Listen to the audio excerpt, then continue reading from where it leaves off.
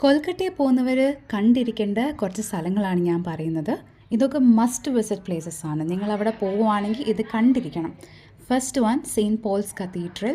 അത് കൊൽക്കട്ടയുടെ സെൻട്രൽ ഏരിയയിലാണ് വരുന്നത്. നല്ല രസമുള്ളൊരു പള്ളിയാണ്.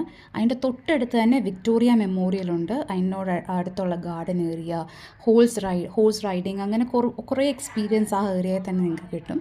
അവിടെ ഒരു പ്ലാനറ്റേറിയം ഉണ്ട്. സമയമുണ്ടെങ്കിൽ മാത്രം പ്ലാനറ്റേറിയം ആഡ് ചെയ്താൽ മതി. പിന്നെ നമുക്ക് പോകാൻ പറ്റുന്ന ഒരു സ്ഥലം ഹൗറ ബ്രിഡ്ജാണ്. ഹൗറ ബ്രിഡ്ജും ഹൂഗ്ലി റിവറും ഭയങ്കര ഹിസ്റ്റോറിക് ആയിട്ടുള്ള ഒരു ഏരിയ ആണത്. ഹിസ്റ്ററി ബുക്സിലൊക്കെ നമ്മൾ ഒരുപാട് പഠിച്ചിട്ടുള്ളത്. അപ്പോൾ അവിടെ പോകാൻ പറ്റുന്നവരൊക്കെ അവിടെ പോവുക. പിന്നെ മദർ തെരേസയുടെ ഹൗസ് ഉണ്ട്. അത് ഭയങ്കര ഒരു ബ്ലെസ്സിങ് ആയിരിക്കും നിങ്ങൾക്ക് അവിടെ പോകാൻ പറ്റുവാണെങ്കിൽ. അവിടെ പോയി മദർ തെരേസയുടെ ടോമിൻ്റെ അവിടെ ചെന്ന് പ്രാർത്ഥിക്കാം. മദർ തെരേസയുടെ റൂംസൊക്കെ കാണാം. പിന്നെ കൊൽക്കട്ടയുടെ മെയിൻ ഫേമസ് ആയിട്ടുള്ള സെക്ഷൻ എന്ന് പറയുന്നത് മാർക്കറ്റ് ഏരിയാസ് ആണ്.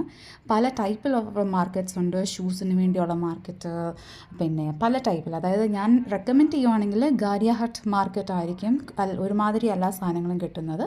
പിന്നെ ന്യൂ മാർക്കറ്റ് ഏരിയ എന്ന് പറയുന്നതും നല്ലൊരു മാർക്കറ്റ് ഏരിയ ആണ്.